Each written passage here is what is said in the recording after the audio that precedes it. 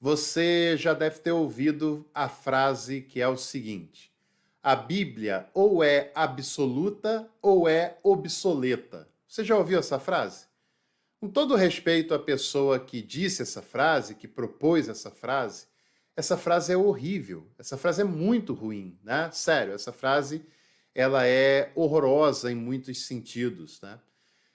Primeiro, porque ela parte de uma falácia típica do fundamentalismo religioso. E algumas pessoas acham que fundamentalismo é só quando tem lá uma pessoa pregando a intolerância declaradamente, mas tem umas maneiras muito sutis de pessoas muito educadas e com muita pseudo-inteligência falando de conteúdos de teor fundamentalista. E essa frase, a Bíblia ou é absoluta ou é obsoleta, é uma dessas frases de teor fundamentalista e você deve ter muita atenção em relação a isso. Por que é fundamentalista? Porque essa frase ela trabalha de acordo com as estruturas fundamentalistas, que é aquela definição que se sente dona da verdade e que todos os outros que falam algo contrário à sua fala é uma fala errada, equivocada, que deve ser descartada, porque apenas um ortodoxo tem a verdade definitiva sobre todas as coisas, né?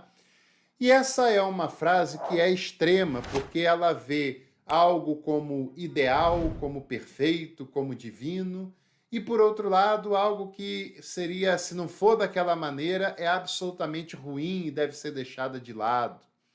Isso é um fundamentalismo porque não pondera, porque não tem equilíbrio, porque não considera uma série de realidades e uma série de coisas que deveriam ser consideradas numa frase como essa. Ainda mais quando nós estamos falando de Bíblia.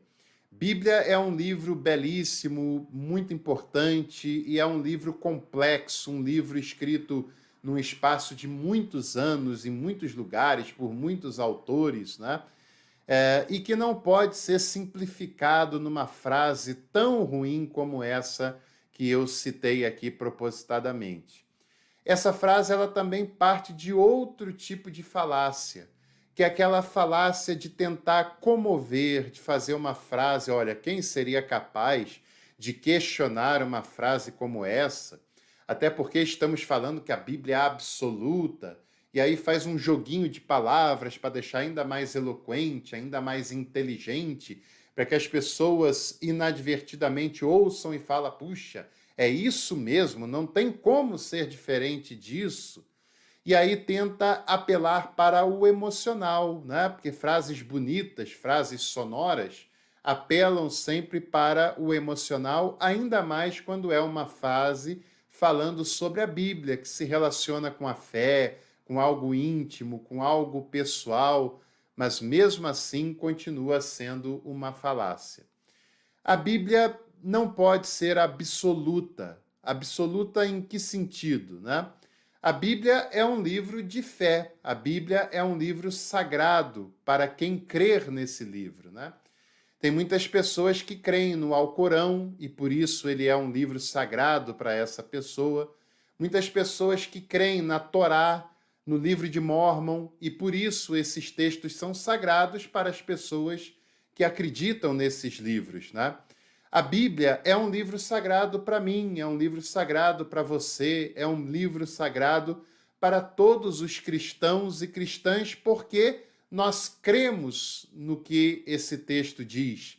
Nós cremos na sua mensagem, nós cremos naquilo que ele registra para nos informar, principalmente no Novo Testamento, porque fala da vida, dos ensinamentos, dos feitos de Jesus e da igreja que se relaciona com esse conteúdo logo no seu início. Mas se é um livro que, para ser sagrado, depende da fé de quem crer nele, logo ele não pode ser absoluto por esse sentido, porque ele vai sempre depender da fé. Ele será sagrado para quem crê nele. E quem não crê nele, certamente terá um outro tipo de relacionamento com esse livro. Continua sendo um livro muito importante, um livro histórico, né, que marca o conhecimento da humanidade, continua tendo valores importantíssimos para nós, para toda a humanidade, mas se uma pessoa não crê nele, logo essa relação de absoluto, de fé, de sagrado, já passa a ter uma outra leitura do que para uma pessoa que crê nesse livro e nos seus conteúdos. Certamente esse é um livro que, embora tenha suas histórias bastante específicas e fala de elementos que se tornarão doutrinas para uma religião específica posteriormente, mas ele tem alguns valores que serão conselhos absolutos para a humanidade, por exemplo, o conselho do amor acima de todas as coisas, como, por exemplo, o conselho do acolhimento, do perdão, da amizade. E, aliás, os fundamentalistas são aqueles quem relativizam esse valor do amor absoluto, do acolhimento em qualquer circunstância, do perdão ensinado pelo texto sagrado da Bíblia, né? Mas são ensinamentos e são conselhos que certamente qualquer pessoa que ouvir esses conselhos e que aplicar esses conselhos terão uma vida bem melhor do que vivendo sem esses conselhos, né? Mas a Bíblia, enquanto livro, ela só é absoluta para quem crê nele, porque ela tem várias histórias específicas, ela tem as suas problemáticas com relação à tradução, e todo livro pode ter isso, né? Uma vez que os seus primeiros textos não foram escritos no português, por exemplo, né? E aí se perde algum conteúdo, se perde alguma afirmação, se perde alguma palavra que tinha um sentido num determinado momento e na tradução tem outro sentido, e assim por diante. Agora, ela também, por exemplo, quando a Bíblia fala de questões científicas, que a ciência depois tem instrumentos para dizer que não era bem daquela maneira, os censos, por exemplo, que era impossível para a metodologia que se tinha naquela época fazer um censo exato, né? Como, por exemplo, citações, um texto que é de um profeta e fala que é de outro profeta, e assim por diante. Agora, não é por isso que a Bíblia também se torna obsoleta. Não é porque a Bíblia não é absoluta em todas as suas afirmativas, em todas as suas histórias, em todas as suas propostas, em todos os seus detalhes, que a Bíblia se torna obsoleta. É óbvio que não.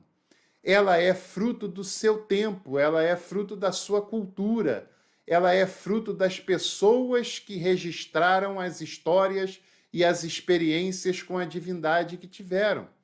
Porque a Bíblia, ela é também palavra de Deus para nós que cremos nela, mas ela é uma palavra de Deus em parceria com a dinâmica dos seres humanos com os quais Deus se relacionou.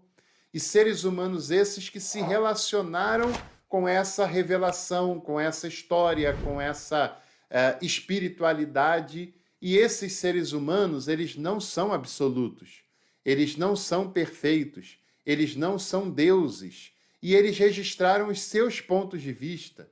Por exemplo, uma coisa é para um judeu que está entrando na terra de Canaã falar que Deus deu aquela terra para eles. Outra coisa totalmente diferente era para os cananeus que habitavam naquela terra ouvir que uma outra divindade que não a sua deu aquela terra para um outro povo. Entende? Essa questão deve ser levada em consideração. E é claro que algumas afirmativas da Bíblia, elas caem por terra. Até, por exemplo, a questão da lei. Para um cristão não faz sentido guardar a lei do Antigo Testamento, né? Por exemplo, Jesus fala sobre o Corbã. Corbã era uma questão cultural e religiosa dos judeus, que não tem mais cabimento algum para nós hoje cristãos observarmos uma lei chamada Corbã, mas o valor do ensinamento de Jesus no Corbã continua valendo, que é o valor de cuidar dos pais, do pai, da mãe, principalmente na idade avançada, quando eles mais precisam.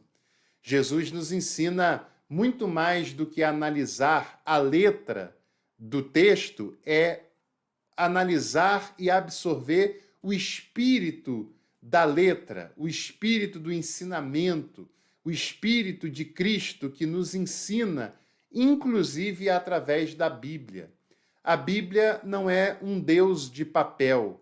A Bíblia é o registro da experiência que o povo de Israel teve com a espiritualidade no Antigo Testamento e o registro de um povo que crê em Jesus e que vive essa fé em Jesus no Novo Testamento, e esse registro tem o objetivo de manter viva a fé em Jesus nos seus ensinamentos e também de nos inspirar para conhecermos esses textos e essas histórias.